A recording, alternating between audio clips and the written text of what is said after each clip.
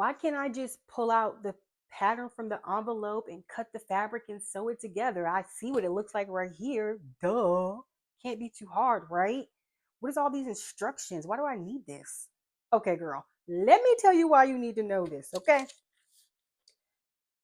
The pattern envelope comes with instructions, which are very handy, okay?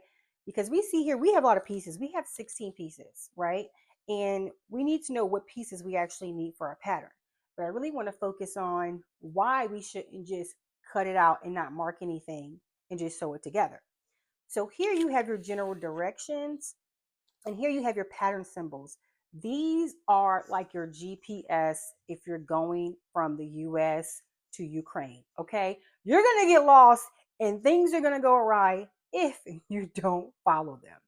So first things first, we have the grain line. This is probably my favorite, but also can be a pain only because it's time consuming to make sure your pattern is on grain. And let me pull out a pattern piece to show you guys. So this pattern piece is the perfect example to why we should put things on grain without even seeing it sewn up. As you can see, this pattern is not straight. It has a slight curve at the shoulder.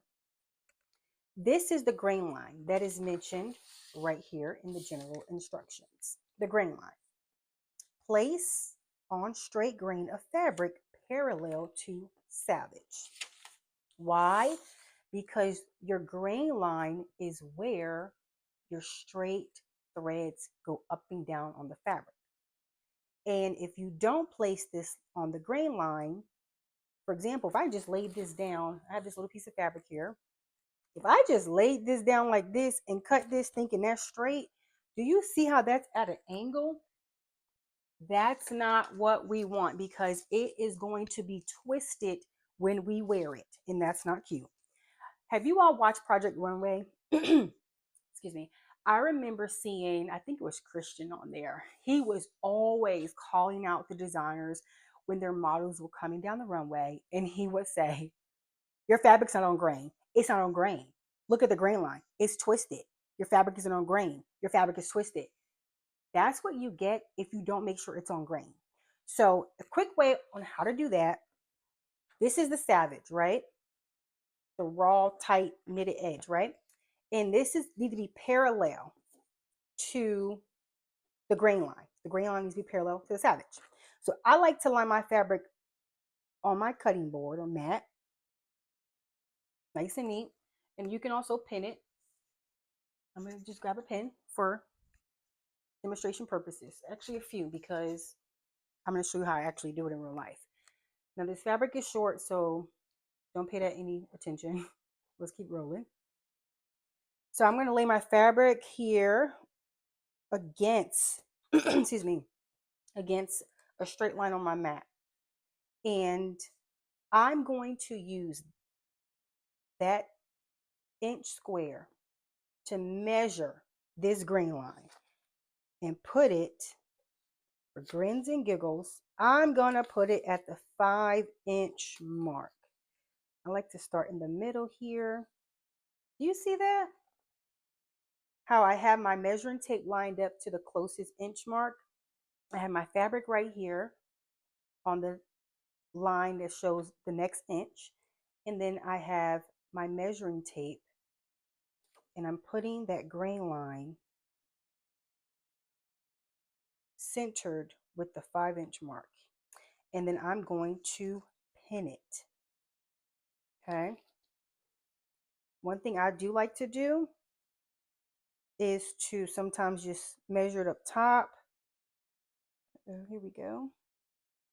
Right. And then at the bottom and pin it. Okay.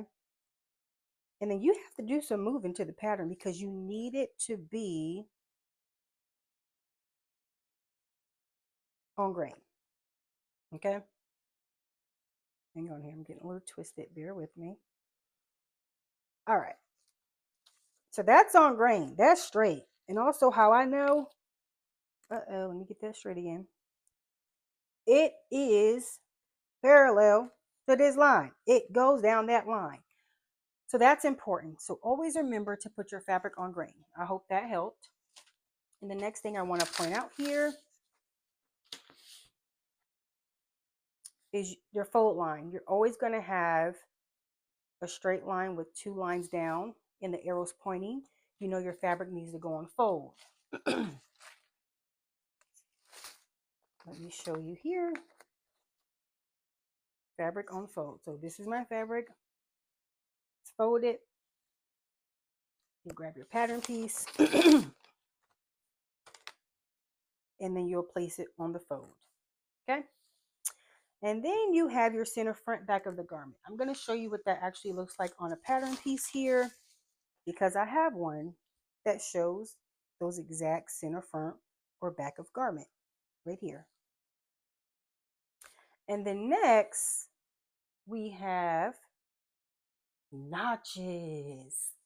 Now these are always going to be typically on your arm cycle where you insert your sleeve. So this is the back. The back always have two and the front is going to have one. And then next we have dots. Let me go back to this pattern piece here and also this one so you all can see. These dots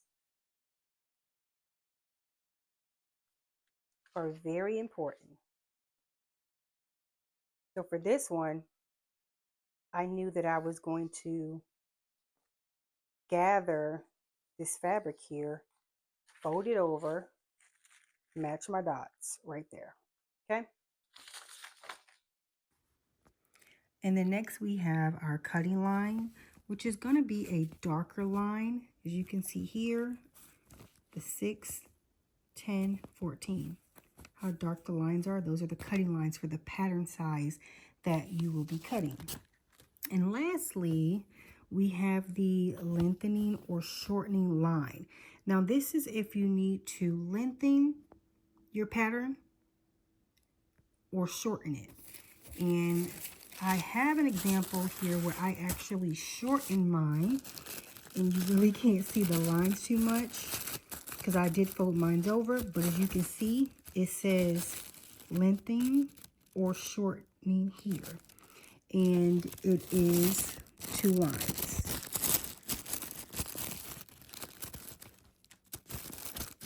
I hope you can see that. See that?